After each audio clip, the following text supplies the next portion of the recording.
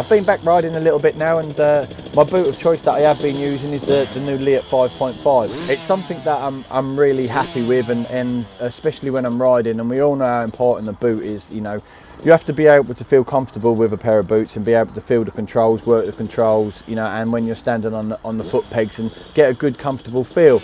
I've tested the boot, I've put the boot through its paces, and one of the things that really does impress me is the side of the boot.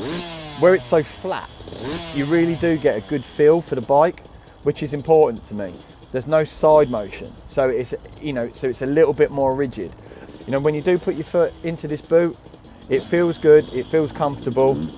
Leatt have really prided themselves on the technology into this boot, and the new FlexLock system here, with the aim to not put so much stress onto your ankles and also onto your knees in return. The technology's there, that's great. It feels good, it feels comfortable.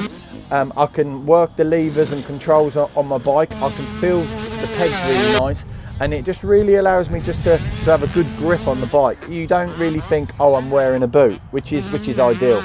You just feel like you're just riding the bike, and that's what you want from a boot.